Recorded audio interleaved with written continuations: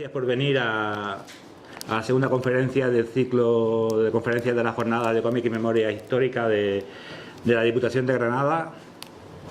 Hoy tenemos como invitado que va a impartir la conferencia Recrear la memoria familiar e histórica en la novela gráfica a Jaime Martín. Poco o mucho podría decir de Jaime, ¿no? Bueno, personalmente nos conocemos hace ya creo que años de más y ha participado en varias ediciones del Salón, fue el autor del cartel del año pasado, pero su obra Jamás tendremos 20 años, a todos nos impactó bastante su revisión de la memoria de la familia, cómo nos traslada con esa sensibilidad y ese buen hacer que él tiene.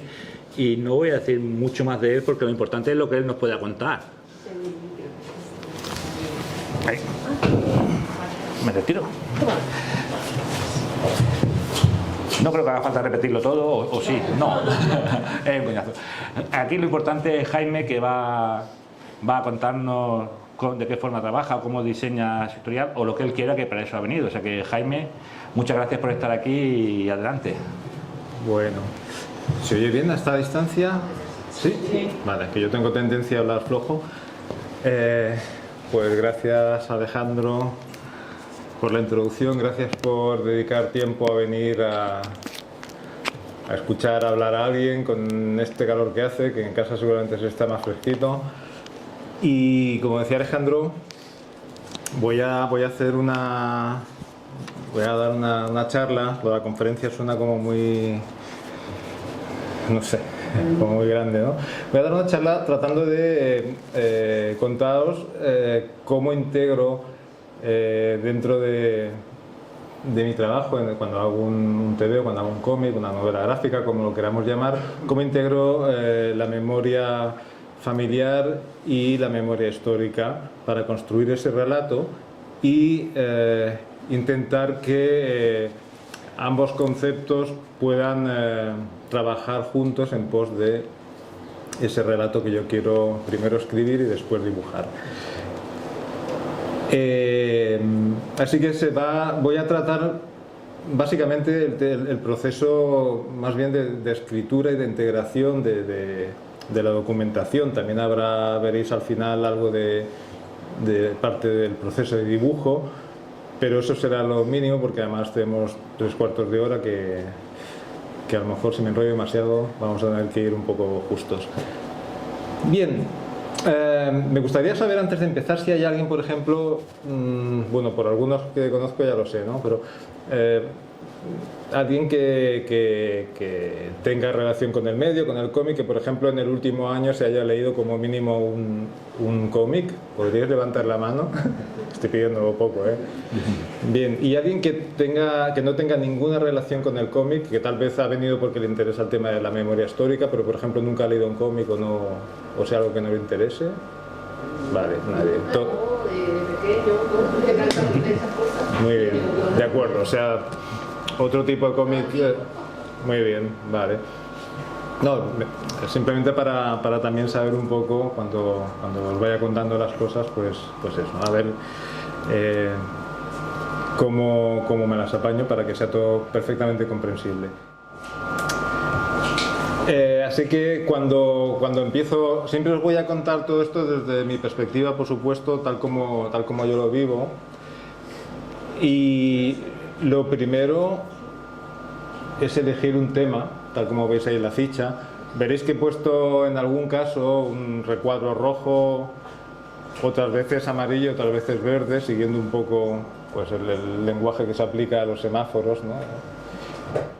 Bien, así que lo primero que nos encontramos cuando queremos hacer un cómic es elegir un tema. Elegir un tema es realmente importante, aunque parezca una nimiedad, porque nos va a suponer perder tiempo dilucidando si queremos tirar por una vía, por otra, por varias ideas que hemos ido teniendo durante todo un año. Hemos ido apuntando, esto estaría bien para hacer un cómic, esto también. Tenemos ya ahí toda una selección de posibles candidatos y se puede perder mucho tiempo eligiendo qué hacer, qué proyecto desarrollar. Las consecuencias son, como veis ahí que os tengo apuntado, pues eso, que hay una demora en el arranque del proyecto, hay un cierto estado de ansiedad, al menos yo lo vivo así, cuando acabó la pandemia, o sea, cuando empezó la pandemia en 2020, justo ella acababa de entregar el último trabajo, se iba a imprenta y tenía que, después de un mes de descanso, pues empezar a pensar cuál era el siguiente proyecto que iba a arrancar. Y yo tenía como 3 candidatos y me costó mucho decidirme por ellos. De hecho, al final, como no sabía si tirar por uno o por otro, porque los 3 me interesaban, empecé a escribir un poco en uno. Si veía que no le encontraba, no le cogía el ritmo, lo aparcaba, empezaba de nuevo con otro, luego con el tercero, del tercero pasaba al segundo, hasta ver con cuál me sentía más cómodo, ¿no? Porque con todos tenía una cierta relación de afectividad, por decirlo de alguna forma. Así que lo que necesitamos para decidirnos es, como veis aquí, eso es tener un vínculo con ese proyecto, establecerlo o tenerlo de forma natural para poder aguantar ese proceso de trabajo que generalmente es largo. En mi caso, cuando hago uno de los libros que igual habéis visto ahí en la sala de exposiciones, pues me puede llevar 2 años, 2 años y medio, desde que empiezo a escribir, reescribir, documentarme, dibujar y colorear, rotular. Así que trato siempre de establecer un vínculo. Y ese vínculo, al final, es fácil de establecer porque simplemente es trabajar los afectos. Las filias o las fobias, qué cosas queremos, qué cosas nos interesan, son cercanas a nosotros, o incluso qué cosas nos molestan o detestamos y nos gustaría denunciar a través de una historia, por ejemplo, ¿no? Por lo tanto, si vamos a lo más básico, que son los afectos, pues aquello que sintamos cercano, que tengamos un cierto afecto, porque, por ejemplo, como en mi caso, en esta trilogía, pues es un relato familiar y el afecto familiar, primero a contar la historia de mis abuelos, de mis padres y la de mi propia generación, pues eso hace que se establezca ese vínculo que cuando lleve un año trabajando y esté cansado y vea que todavía me queda mucho tiempo por delante, siempre tendré ese soporte de que, bueno, estoy contando la historia de mis abuelos y esto pues, es importante para mí y me va a permitir aguantar el tiempo que haga falta, ¿no? Todo tiene un límite, evidentemente, pero siempre ayuda a establecer, pues eso, ese vínculo que os comentaba. Fijaos que aquí os pongo una foto. Algunos conoceréis este libro, Las guerras silenciosas, es como mis padres vivieron la dictadura cuando tenían 20 años, está centrado básicamente en el servicio militar de mi padre y es un poco un ejemplo de esos vínculos. Mi padre me hablaba mucho de su servicio militar, me estuvo dando el tostón desde pequeño hasta adulto y tenía fotos, tenía un diario escrito y esas fotos, por ejemplo, como veis, me han servido pues para luego utilizarlas como documentación. Hay un personaje que sale en la historia que le llaman Vasco, que es este que veis aquí con la pipa, que es el que luego veréis dibujado aquí. Otro que le llamaban el gitano, que es este que hay aquí y que lo veis aquí sentado encima del jeep. Bueno, yo utilizo todos estos vínculos personales para reforzar un poco esa relación estrecha con el proyecto. Más ejemplos de cosas que yo tenía ahí guardadas, que sabía que un día serían interesantes para desarrollar este proyecto en concreto. Pues mi padre me contaba cómo cazaron un jabalí y lo intercambiaron con los marroquíes por tabaco. O sea, no, los marroquíes cazaron el jabalí, perdón, se lo dieron a ellos y ellos les dieron tabaco. Y aquí en la foto, ahí se ve más en pequeño, pero aquí ves el pobre bicho. O por ejemplo, cuando elegí el tema de la guerra civil, cómo mis abuelos vivieron el inicio de la guerra, o sea, el golpe de Estado, la guerra y la posguerra. Bueno, tenía un montón de relatos que mi abuela y mi abuelo me habían contado, tenía alguna fotografía de mi abuela, incluso tenía una fotografía mental que yo nunca vi, pero que mi abuela me explicó muchas veces, que era una foto que le hicieron unos amigos de CNT, que estaba con el gorro levantando el puño y que la quemó cuando acabó la guerra para evitar pues, que pudiera ser represaliada. Y esa foto de la que ella me hablaba y que yo nunca vi, pues también me sirvió un poco como como inspiración, fue una forma de fabular todo aquello que yo tenía en mi imaginación para hacer esta portada, ¿no? Como os comentaba hace un momento, mi abuela, por ejemplo, contaba siempre una serie de hechos vividos por ella. Uno en concreto fue cuando se encontró asesinada a su amiga Rosa, que es la que veis ahí en la fotografía. La de la izquierda es mi abuela y la de la derecha es su amiga Rosa, que es la que aparece luego en el cómic. Y todas estas cosas, imágenes, objetos, relatos transmitidos de abuelos a nietos o de padres a hijos, son ese tipo de cosas que a mí me refuerzan para poder afrontar, como os decía antes, un proyecto largo que me va a tener sentado delante del ordenador y de la mesa de dibujo pues 2 años. Y luego, cuando ya nos hemos decidido por qué camino tirar, nos encontramos con el tema de la documentación, recopilar la documentación, que es rojo, miedo a la documentación, ¿no? Que siempre surge ese miedo cuando vamos a tratar ciertos temas que a veces los imaginamos a priori como que van a ser complejos, densos. Por ejemplo, el tema de la guerra civil, lo primero que pensamos es que nos vamos a sentir desbordados por el hecho de entrar en ese mundo de documentación. ¿Por dónde vamos a empezar, ¿no? Películas, cine, fotografía. Bueno, yo lo que suelo pensar es que no voy a entrar a saco en la documentación como el que entra en la selva, sino que voy a entrar como dando un paseo a ver qué encuentro. Voy a chafardear, voy a pasar un buen rato mirando cosas que me pongan un poco en contexto, porque al final todo lo que aporta la documentación es positivo y no necesariamente hay que quedarse con todo. La documentación nos aporta seguridad, control y expansión. Seguridad porque sabemos por qué terreno nos estamos moviendo. Cuando cambiamos de barrio, de ciudad, cuando empezamos a conocer el barrio, ya tenemos una cierta seguridad, ya sabemos por dónde podemos movernos, por dónde no, qué encontraremos en un sitio, qué encontraremos en otro. Por lo tanto, el documentarse nos va a dar seguridad para cuando empecemos a construir ese guión, pues bueno, conocer el territorio, conocer la situación y empezar a trabajar ese guión con cierta seguridad. Nos da control porque esa información que ya poseemos, porque hemos empezado a conocer el terreno, nos da control porque podemos jugar con esa información. Una vez que ya tenemos los datos necesarios o incluso más de los necesarios, podemos empezar a trabajar con ello, sin miedo a equivocarnos y a emplazar ciertos hechos en el lugar donde no corresponde, ¿no?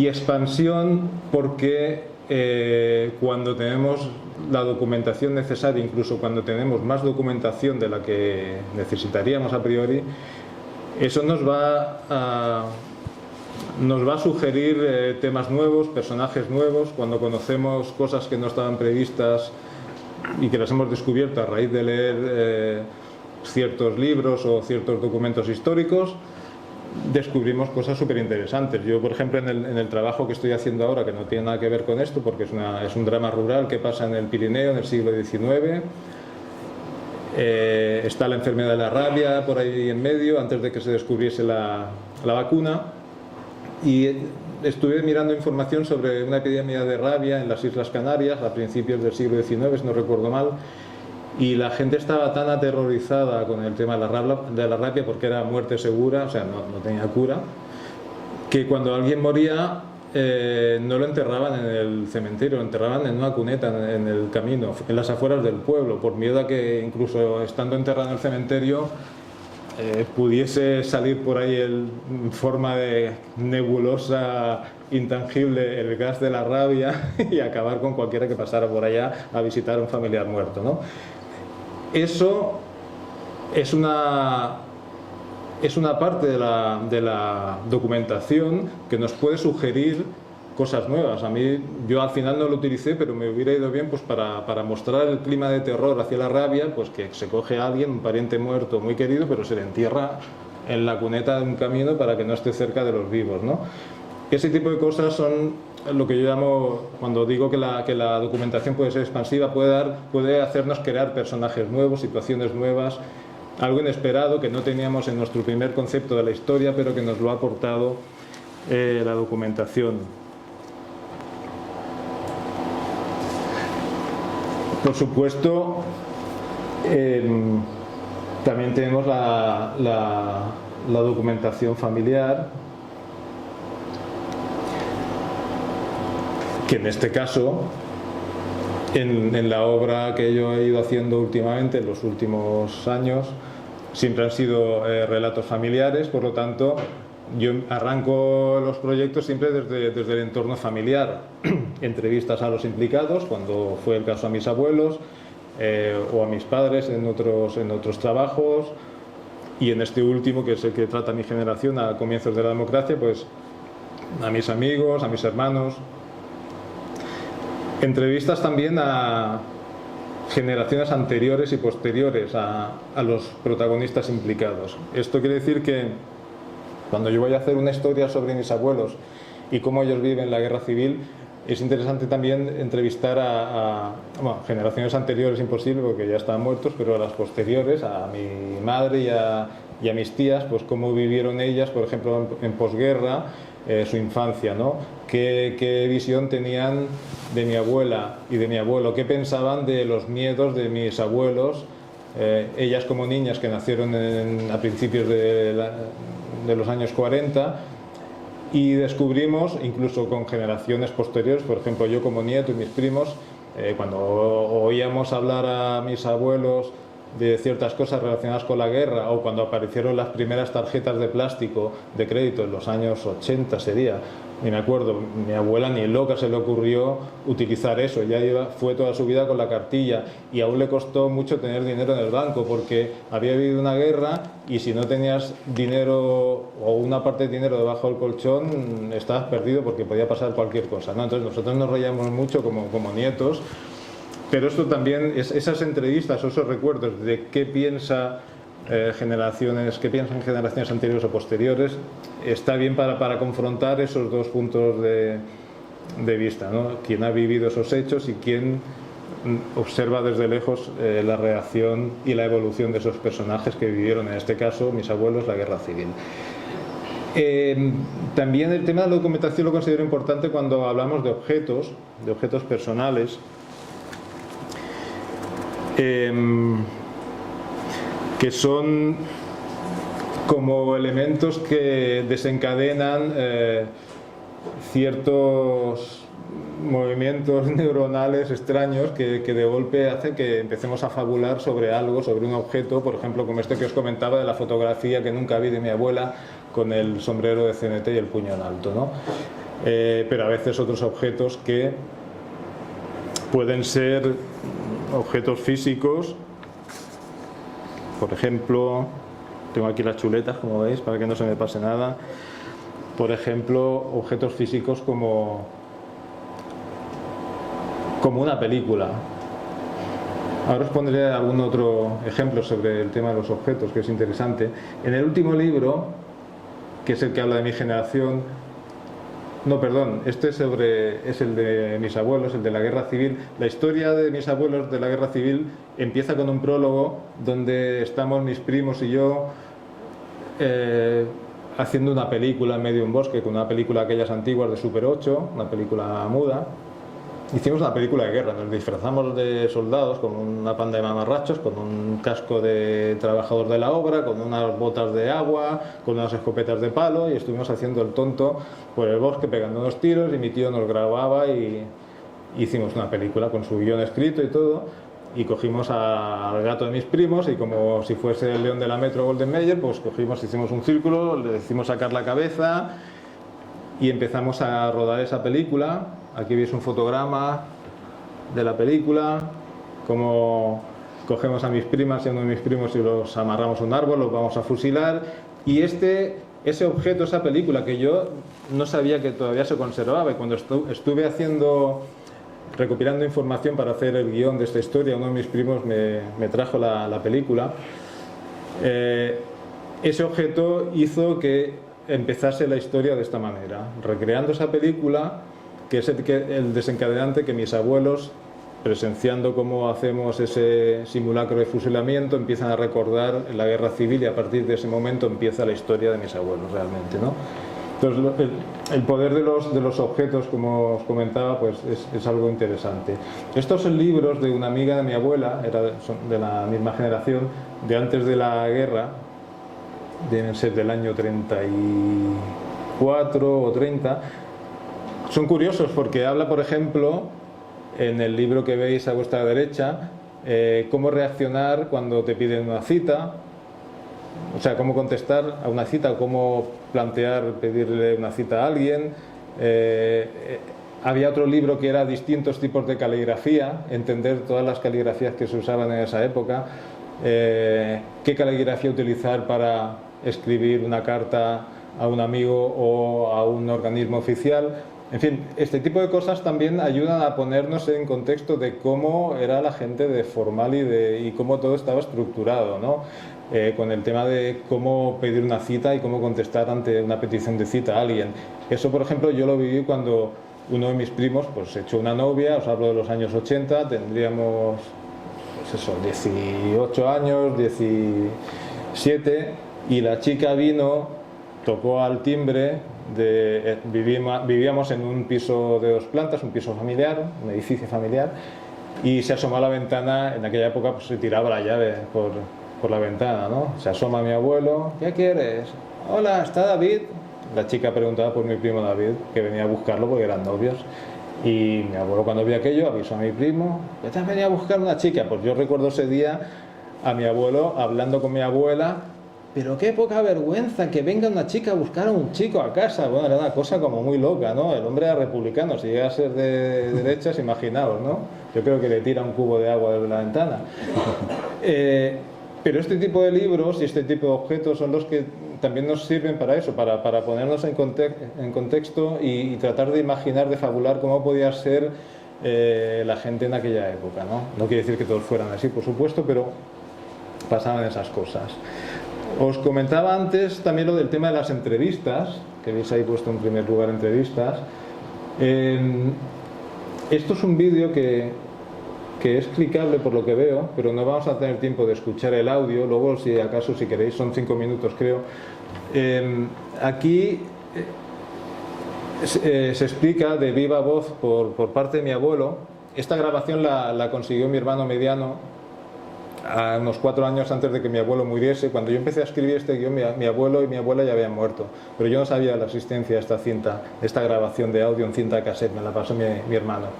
Aquí mi abuelo explica cómo vienen, cuando acaba la guerra, los soldados, cuando vuelven a sus casas, están obligados a pasar por el cuartel de la Guardia Civil e informar de que han llegado a casa, porque si no informabas podía ser todavía peor. Generalmente informar de que habías llegado, sea republicano, significaba que te iban a fusilar o que te iban a meter en la cárcel o que te iban a hacer cualquier cosa, ninguna de ellas agradable. Pero si no informabas podía ser peor. Así que mi abuelo informó, llegado a casa, tal y cual. Bien.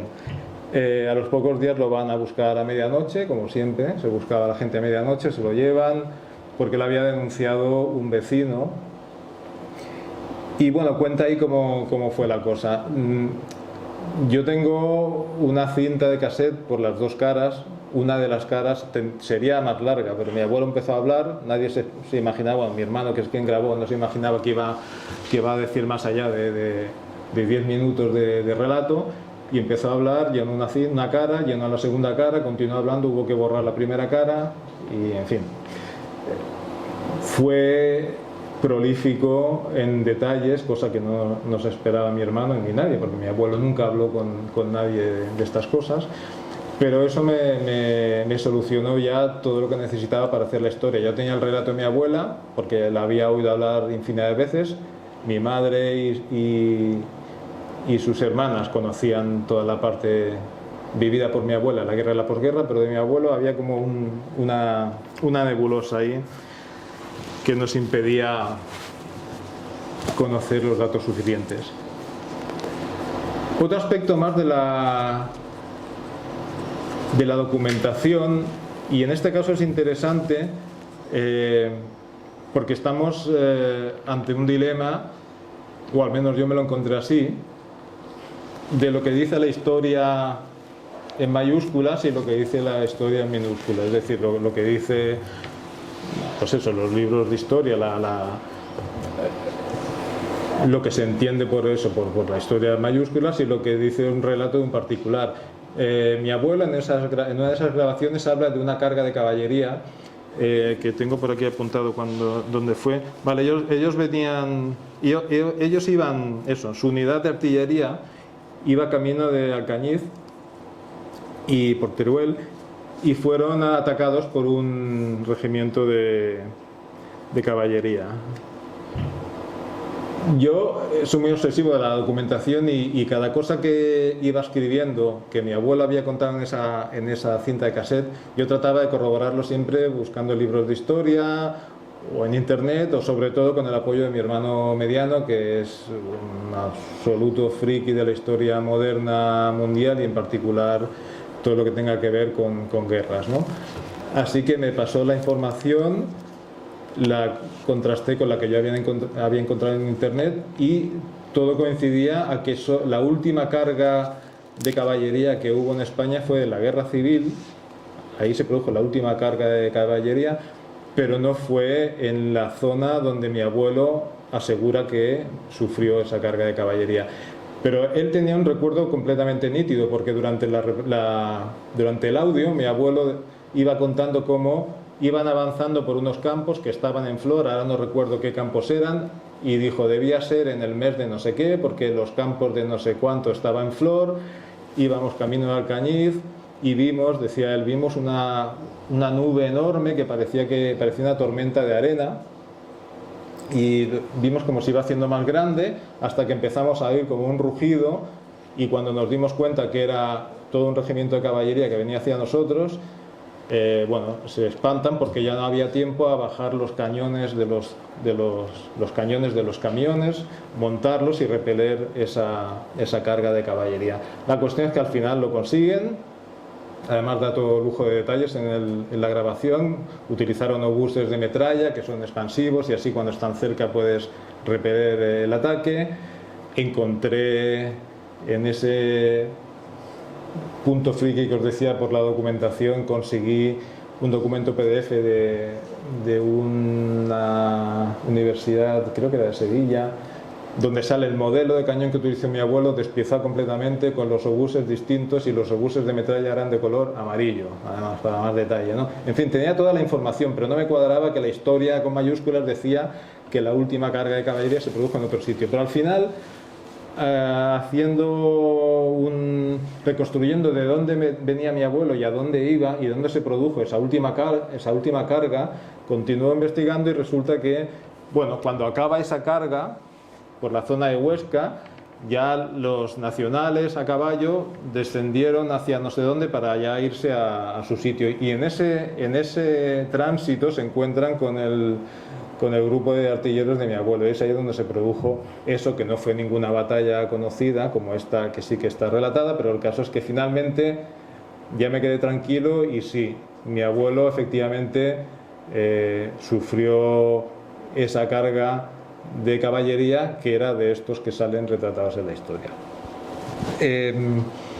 Bueno, parece una chorrada, pero era importante tener la certeza, porque todos sabemos que en temas históricos y delicados, por ejemplo, como la Guerra Civil, si hacemos un libro, un cómico, lo que sea, lo publicamos y hay ahí algún desajuste, siempre va a haber un historiador que nos van a decir que hemos hecho las cosas mal, o que como somos partidistas hemos manipulado la información para favorecer a tal o cual bando, en fin. Aún así, de todas formas, en el proceso de esta escena hablé con una persona que había tenido contacto con historiadores y uno de ellos le confesó que cuando están tratando de reconstruir ciertas partes de la historia de la Guerra Civil o de cualquier otro en cualquier otro momento de la historia nuestra o de donde sea, cuando se encuentran con una laguna, intentan, mediante el contexto de esa laguna, rellenarlo de la forma más lógica, o sea, se lo inventan. Antes de dejar ese hueco, se lo inventan. No sé si todos, pero esa persona le vino a decir eso. Y es lo que yo también he hecho en ocasiones. Cuando hago entrevistas a mis tías, porque yo recuerdo que mi abuela cuenta una cosa sobre la guerra civil y se lo cuento a mi tía la mayor, ella me dice que no era así, me da una versión diferente. Luego le pregunto a mi tía la pequeña y me da una versión totalmente diferente. Ya llevo tres, la de mi abuela, la de mi tía mayor y la pequeña. Y luego yo tengo el recuerdo de lo que me contaba mi madre y era otra cosa distinta. Y al final lo que hago es coger la versión que mejor me vaya para mi historia, porque obviamente si no, no acabaríamos nunca, ¿no? Bien, como veis al final el tema de la documentación da para mucho, porque como os decía es algo que dispara un montón de posibilidades. Y luego está la que os comentaba, la documentación fuera del ámbito familiar. Cuando yo ya tengo todo lo familiar recopilado, porque es una historia familiar, como os decía, también me interesa salir fuera de ese ámbito para conocer ese contexto, como hablaba antes, ¿no? O sea, yo quiero más documentación de la que necesito para saber cuál era el clima en los momentos antes de la guerra, durante la guerra, en la posguerra, y con ese clima poder formarme una idea, poder ponerme en la piel de cómo podían vivir esos hechos mis abuelos, ¿no? Ese clima de miedo, la pobreza reinante, la violencia. Los recursos habituales, como ya os podéis imaginar: literatura, pintura, fotografía, hemeroteca, cine, documentos académicos. Esto que veis aquí es una página de La Vanguardia de septiembre de 1939. Es un documento interesante porque mi abuela me habló cuando ella ya escapa de Melilla, porque van a asesinarla, van a buscarla por la noche una vez más. Su madre le comentó lo que le hicieron a un cura ahí en Melilla, que le llamaban el Padre Jaén, que igual a alguien os suena. Bueno, hay información de él en Wikipedia y en otros sitios, ahora no recuerdo cuál era su nombre. Era un cura socialista que creo que dejó los hábitos. La cuestión es que la madre de mi abuela le contaba que cuando ya triunfa el golpe de Estado en Melilla, al Padre Jaén lo cogen los falangistas y le hacen mil perrerías. Entonces mi abuela contaba, lo recuerdo contado por ella tal cual, lo desnudan, le atan una cuerda al cuello, lo van paseando por las calles de Melilla, y mi abuela decía: y las devotas que estaban todas enamoradas del Padre Jaén cuando daba misa, porque se ve que el hombre era muy guapo, todas aquellas que iban a misa y estaban enamoradas de él, luego estaban clavándole agujas al cura, que lo llevaban los falangistas como si fuera un perro paseándolo por las calles, hasta que lo acabaron matando. Ese es el recuerdo que yo tengo de lo que la madre de mi abuela contó a mi abuela. Pues mi abuela ya había huido de Melilla. Pero cuando me encuentro con este artículo es todavía mucho peor. O sea, el Padre Jaén lo cogen los falangistas, lo torturan, lo interrogan, se ve que había ocultado a alguien que buscaban para asesinarlo, y le arrancan las uñas de las manos, las uñas de los pies, le sacaron un ojo. Es súper desagradable, ya sé que esto es asqueroso de oír, pero bueno, pero ayuda a poner en contexto cómo era el grado de violencia, incluso por aquellos que decían que Dios estaba de su parte, ¿no? Lo queman, no llegan a quemarlo hasta morir, porque creo que finalmente lo fusilan estando todavía vivo, ¿no? Todas estas mierdas, porque no tiene otro nombre, son las que también tuve que leer sabiendo que no necesitaba nada de esto, porque yo no iba a contar esta historia, iba a contar la historia de mis abuelos, pero son siempre necesarias, como os decía, para ponerse en la piel de la gente que pasó por todo aquello, ¿no? Para sentir ese clima de terror absoluto. Bueno, esto es una ampliación de... dice, fijaos, esto está sacado de esta página de La Vanguardia para prolongarle que estuviese consciente, y le iban poniendo inyecciones de cafeína mientras lo torturaban. Luego también se habla por aquí, de un intercambio de prisioneros. Esto es de La Vanguardia del 15 de septiembre del 38, creo que es el mismo periódico, sí, o sea, la misma hoja.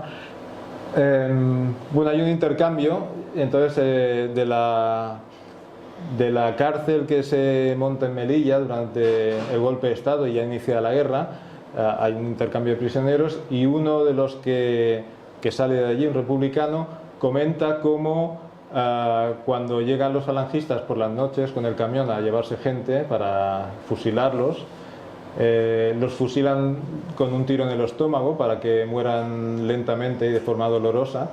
Y luego comenta cuando los falangistas son reemplazados por la Guardia Civil, casi que es como una alegría, porque la Guardia Civil tira la cabeza a matar. En ningún caso hay ningún juicio, pero por lo menos muere sin agonía. Y también habla de que se ensañaban de tal forma, disparando a la cabeza, o los falangistas luego rematándolos, que tenían que ponerles, los presos cuando salían de la cárcel ya se ponían la nota para sus familiares o su nombre para que se supiera quiénes eran en la suela del zapato.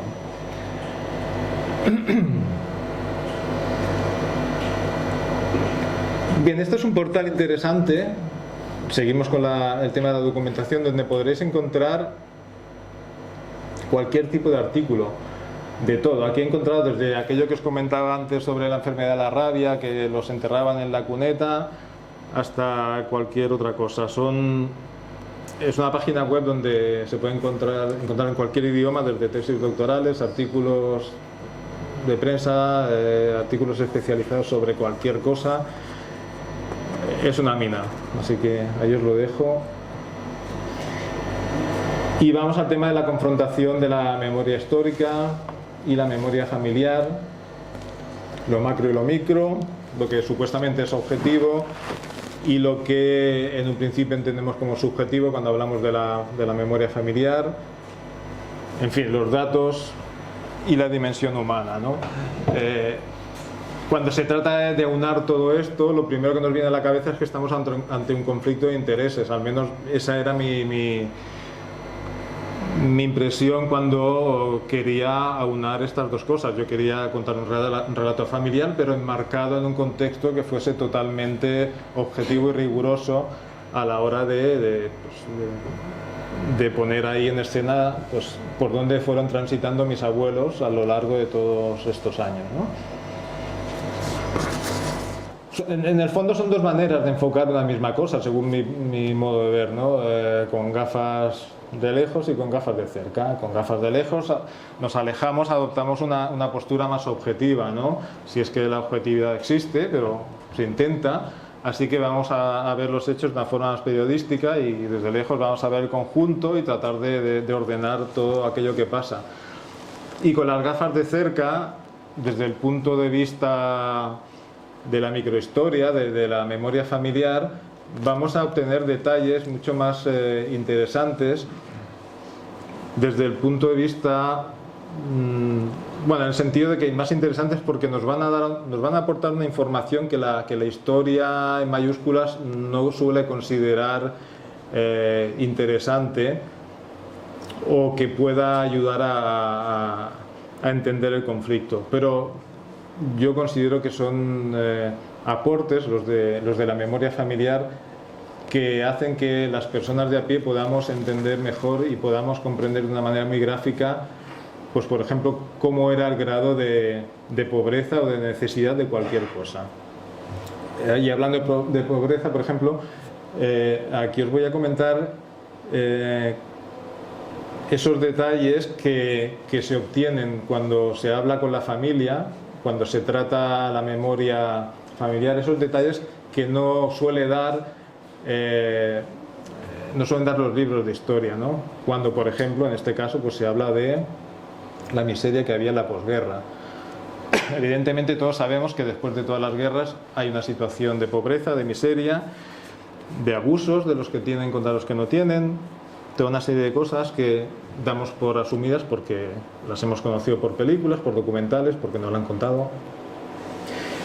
En este caso es algo muy curioso, a mí me llamaba la atención. Mi abuela y mi abuelo pues tenían un negocio de reciclaje de botellas de vidrio, se lavaban y se vendían a las bodegas para que se volvieran a utilizar, ¿no? O sea, era auténtico reciclaje porque no se rompían y se fundían, no se gastaban energía, sino que se lavaban y se volvían a usar. Y tenían un caballo. Y al caballo, que a mí me parece como increíble, pero mis dos tías aseguran que era así, al caballo le dabas algarrobas para comer y tenía una especie de habilidad en comerse las algarrobas y expulsar las pepitas sin romperlas. Así que mi abuela le daba a mi madre o a mis tías un montón de algarrobas para dar de comer al caballo y un cuenco para que fuera el caballo echando las pepitas. Esas pepitas las lavaban y se las llevaban a una vecina que las tostaba y preparaba algo parecido a un café con las pepitas de las algarrobas, y la señora les daba ceniza, algo tan anodino como ceniza. Para mi abuela y mi abuelo la ceniza era importante porque se utilizaba para limpiar las botellas. Cuando las botellas estaban con un aspecto grasiento, la ceniza ayudaba a limpiarlas mucho mejor. Es decir, que hasta la ceniza tiene un valor, ¿no? Por ejemplo, aquí estos son estudios previos mediante fotocopias y dibujos encima de las fotocopias. Son estudios previos del barrio el barrio de los basureros que había en una parte de Hospitalet. Un barrio de Hospitalet era el barrio de los basureros. Y yo tengo que reconstruirlo como era en los años 40, 50.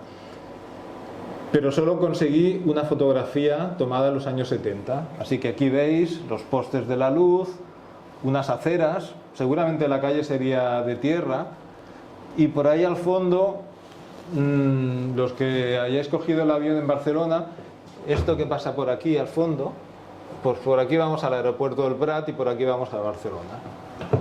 Actualmente hay un IKEA por ahí, bueno, una serie de cosas. Pero este era el barrio de los basureros. Así que yo intento, a partir de esa foto de los años 70, reconstruirlo. Pues pongo una puerta de madera con una verja arriba, voy poniendo algunas casas por aquí, eran masías o casas así como con patios interiores. Cada familia de basureros tenía una licencia, recogía la basura a ciertas horas de la noche en ciertas calles que les habían otorgado con esa licencia, llevaban la basura a su patio y la separaban: telas, papeles, orgánico, botellas de cristal, lo que fuese.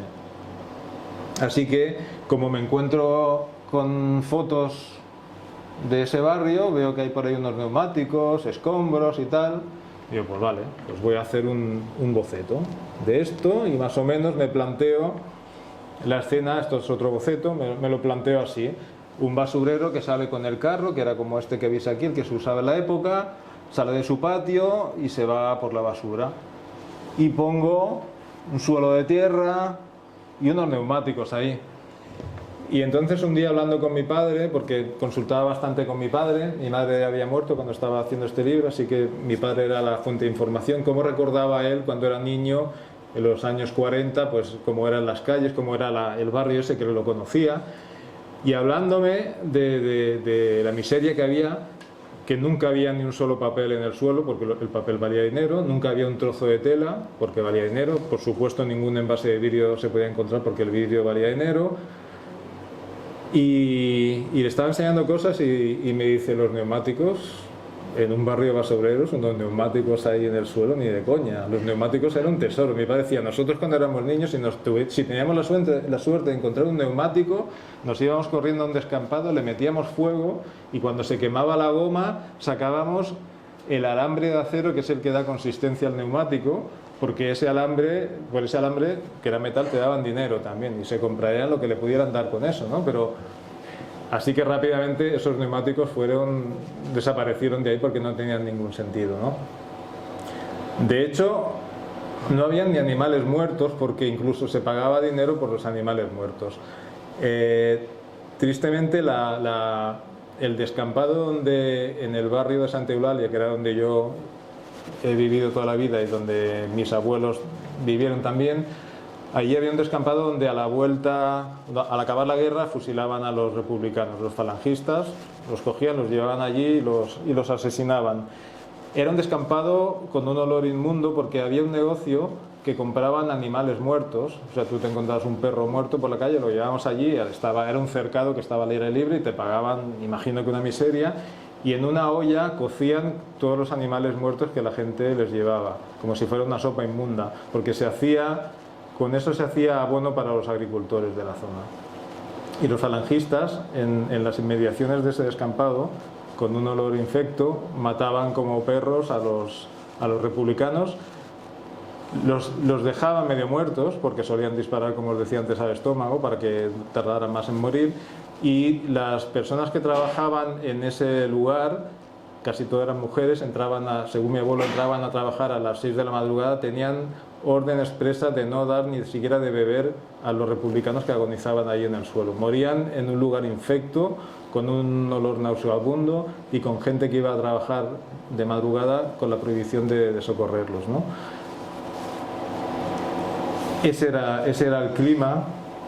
Esto ya es finalmente la viñeta terminada. Justo ya hemos llegado, porque lo demás es cómo trabajo la sinopsis, el resumen, y ya viene la parte gráfica, que no era tanto el fin de la charla. Pero al final, y ya para no dar más el tostón, la memoria histórica y la memoria familiar son complementarias, son necesarias. Una se tiene que apoyar en la otra, porque si no, no tiene sentido asimilar los hechos del pasado de una forma demasiado fría, solo con números, ni tampoco tiene sentido, evidentemente, escuchar cómo le fue a cada una la película, porque también necesitamos esa visión alejada y que nos dé una panorámica que nos permita entender las cosas, pues, de una manera mucho más amplia, ¿no? Pero considero fundamental, al menos para hacer cine o para hacer cómics, que haya siempre esa parte humana, porque siempre va a conectar con el espectador y siempre va a dar esos pequeños detalles que nos pueden hacer entender con muy pocas palabras o con muy pocas imágenes cuál era el nivel de pobreza, de miseria, de violencia, de instinto de supervivencia o lo que fuese, ¿no? Y ya lo dejo aquí porque nos pasamos de la hora, empiezo a hablar. A mí me da vergüenza hablar en público, porque ahora que me despisto. Si quieres seguir unos minutillos, yo creo que la gente... Sí. O hacemos algún si queréis de películas. O alguien tiene alguna pregunta o queréis consultar algo, que preguntarle algo a Jaime. No sé si hay alguien que está trabajando en algún proyecto parecido. Bueno, nada, simplemente luego por aquí había un pequeño apunte de la sinopsis y resumen, que también es algo que cuesta a veces de controlar. A mí, por ejemplo, con los primeros trabajos siempre me costaba, ¿no? Ahora lo tengo como bastante claro. Cuando pensamos en una sinopsis y en un resumen, tanto si es para nosotros como si la tenemos que presentar a una editorial para tratar de vender el proyecto, yo siempre si lo planteamos en términos marineros, la sinopsis es el rumbo que tenemos marcado, a dónde quiero ir, y el resumen es como el diario de a bordo, qué cosas van pasando hasta llegar a ese lugar. Cuando yo me planteo la historia de mis abuelos, la sinopsis podría ser lo que yo quiero contar, a donde quiero llevar al lector es mis abuelos pasan una guerra y después de toda esa inmundicia de violencia, miseria y tal, quieren construir un refugio para tener a sus hijos, y esa es su obsesión, que sus hijos sus hijas, en este caso eran 3 hijas, traten de estar un poco al margen de todo ese mundo hostil, y hacen ese negocio de reciclaje cristal y todo eso, ¿no? Y entonces el resumen del libro sería qué cosas van pasando hasta que ellos llegan a conseguir eso. Yo creo que planteado de esta manera las cosas son mucho más fáciles de llevar a cabo. Al final es lo que hemos decía, ¿no? Pues la sinopsis es el mensaje que se quiere transmitir y el resumen, pues una representación aproximada. Una sinopsis la suelo hacer en 6 líneas y un resumen, pues en un folio, máximo 2 es suficiente. Y Jaime, cuando... Hola. Ahora, sí.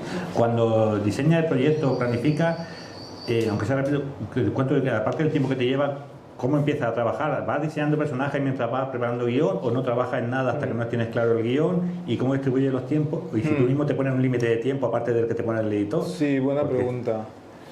Yo empiezo a preparar, lo primero es, como os decía, una sinopsis. ¿Cuál es la esencia de lo que quiero contar? Entonces, una vez que la tengo, hago un resumen como hacíamos en la escuela. ¿Cómo han tenido las vacaciones, ¿no? Cuando veníamos de vuelta al cole y escribíamos lo que habíamos hecho? Me hago algo parecido a eso, que por supuesto faltarán un montón de cosas, pero más o menos tengo una ligera noción. Y cuando ya voy apuntando de forma suelta, tal como se me van ocurriendo, pues escenas que pueden estar bien, a base de ir escribiendo, yo ya voy formándome una idea un poco en la nebulosa de cómo son los personajes, los protagonistas, qué cara tienen. Así que llega un momento, antes de empezar el guión técnico, que ya tengo la necesidad de ponerles cara. Y es cuando empiezo a hacer los diseños de personajes. Cuando ya a base de pensar escenas y pensar cosas que pueden estar bien, ya les empieza a ver forma, empiezo con ello. Así que voy haciendo estudio de personajes, voy haciendo estudio de decorados también, de objetos, y estos son fotografías que tomó mi hermano mediano de todo el recorrido que hizo mi abuelo desde que sale, cuando empieza la guerra, desde que sale de Barcelona, fue para Lérida, Zaragoza, luego estuvo por Huesca, Teruel, Castellón, Valencia, y ya de retorno a casa cuando acaba la guerra. Entonces mi hermano fue curioso, ahora me salgo de tu pregunta, pero ya que lo tenemos aquí, mi hermano me dijo: voy a hacer un recorrido de todo lo que hizo el abuelo, y como salió en verano, dice, lo voy a hacer en verano, y con un coche muy viejo que tiene él, que no tiene ni aire acondicionado, y le dije, coge el coche del Papa que tiene aire acondicionado, y dice, no, voy a ir con el mío, un SEAT del año de la Picor, tengo que pasar calor como mínimo, como pasó él. Y se pateó durante todo el verano a todos los pueblos, me hizo un montón de fotos y estuvo muy bien. Pero volviendo a lo que me preguntabas, ya con los personajes ya diseñados, con nombre y con todo, empiezo el guión técnico. Escribo en libreta de anillas, porque eso me permite, si estoy empezando a escribir un guión, pero de golpe se me ocurre una escena interesante, cojo una hoja suelta, escribo esa escena, continúo con el guión, se me ocurren nombres, me cojo otra hoja, escribo nombres, y luego ya todo eso lo voy ordenando, porque hasta que no empecé a hacerlo de esta manera, era una cosa absurda. Cogí una libreta y, claro, como era de estas que van ya grapadas, pues tenía que pasar páginas en blanco y aquí escribir las escenas, volvía para atrás y iba haciendo el resumen, pero a veces el resumen lo tachaba, hacía uno nuevo y acababa comiéndome, pisando las páginas de donde iba a trabajar las escenas, y de esta manera no tengo que planificar nada. Yo trabajo en hojas sueltas y cuando se me ocurren cosas de escenas, cojo otras sueltas, luego todo lo ordeno, le pongo separadores, y estos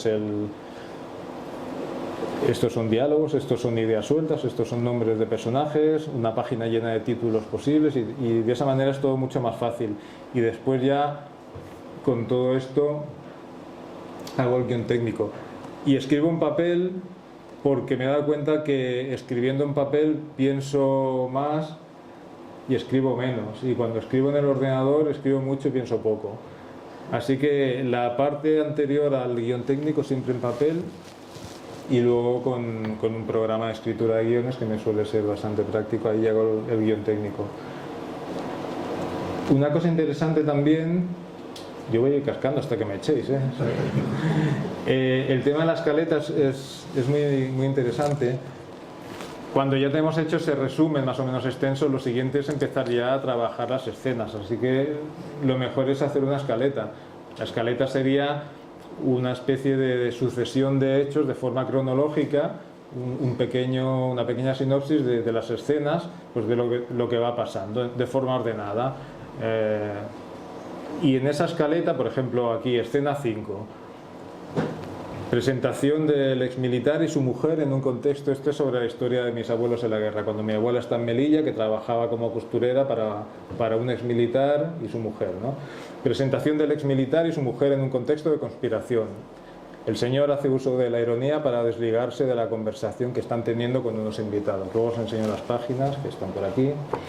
El subtexto es importante. Al lado de cada... Cuando estamos haciendo la escaleta con esas escenas resumidas, es importante siempre anotar al lado de cada escena el subtexto. El subtexto, muchos ya lo sabréis, es lo que queremos transmitir al lector, pero que estará dicho por las palabras y por la forma de los personajes que intervienen ahí.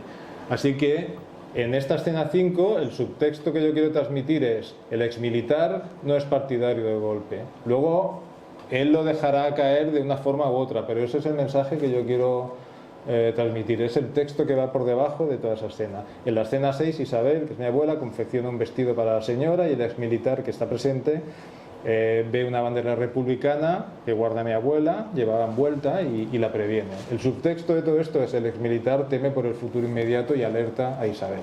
Bueno, aquí veis la escena donde la señora está reunida con unos empresarios de Melilla, aparece su marido, el exmilitar, le invitan a unirse, pero él se escaquea de la situación haciendo un comentario jocoso.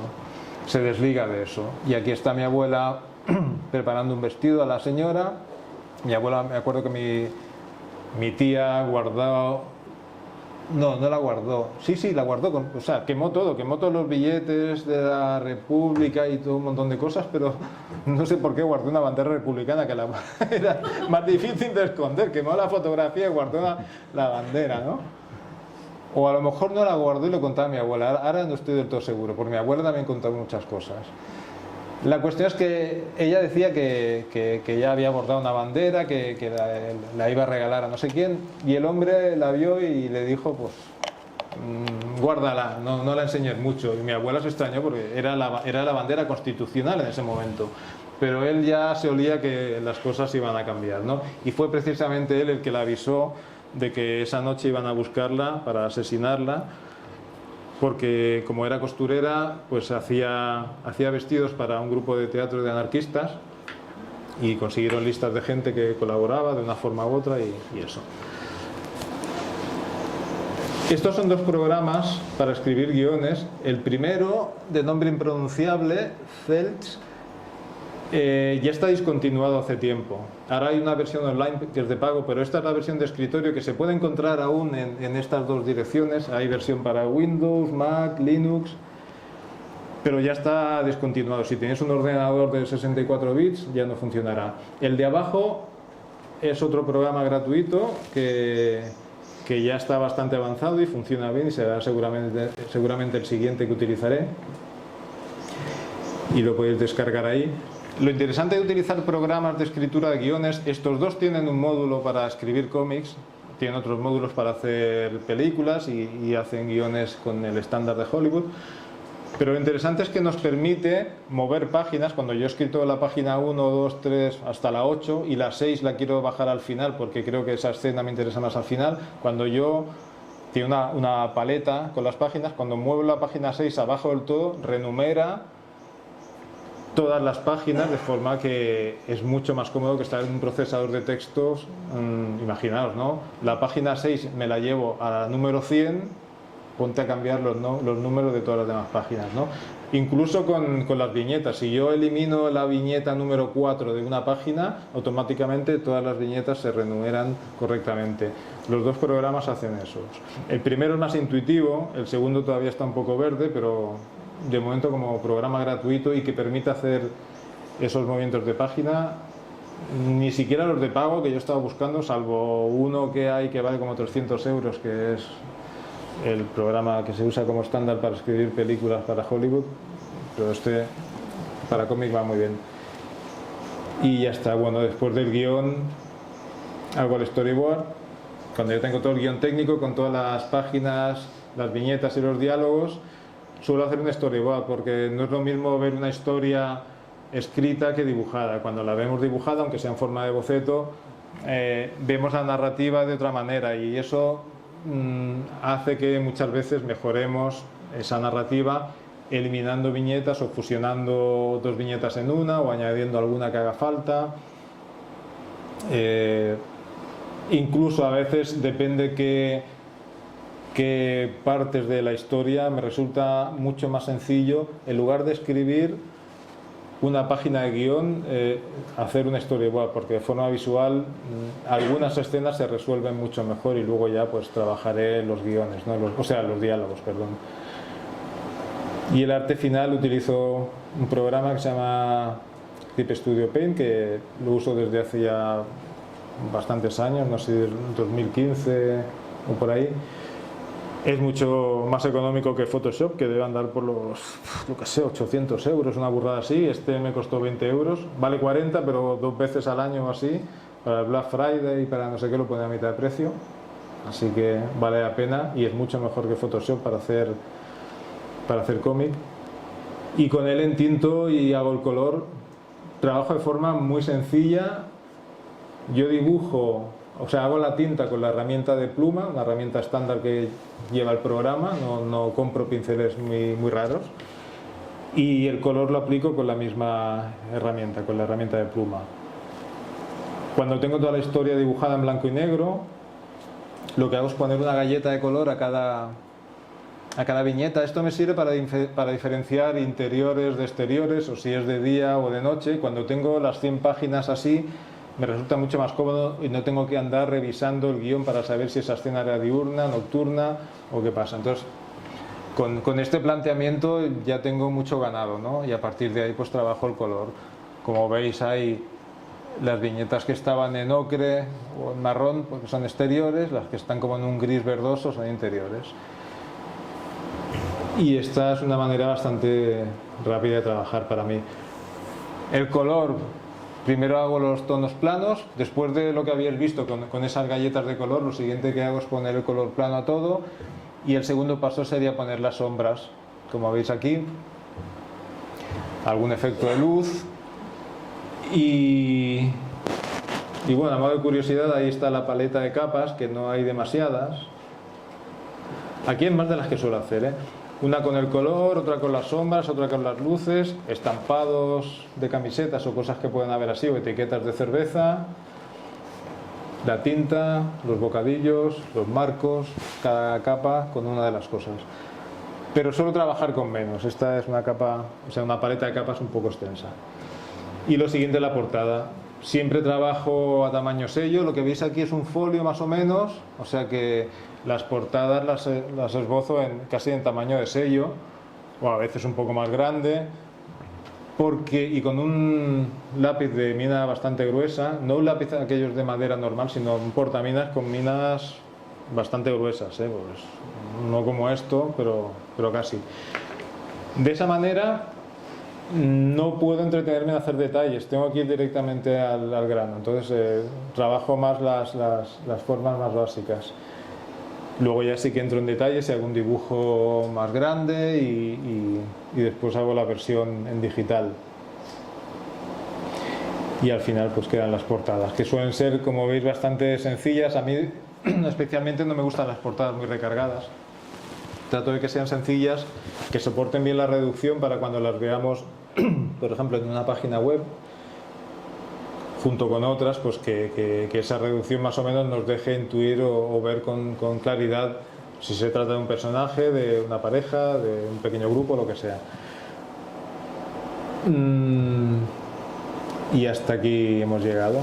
Podría seguir, pero no, tampoco. Yo creo que esta vez sí nos hemos alargado un poquitillo, pero estaba muy interesante y lo hemos dejado. O sea que muchas gracias, Jaime. Espero que os haya gustado a todos y como siempre ponemos con un poquito de retraso. Recuerdo que la semana que viene, el Día de la Cruz, no habrá charla el miércoles, pero tendremos el día 10, que creo que toca con Teresa Valero, creo que toca la siguiente charla. O sea que muchas gracias por venir y muchas gracias, Jaime, por la conferencia. Gracias a vosotros.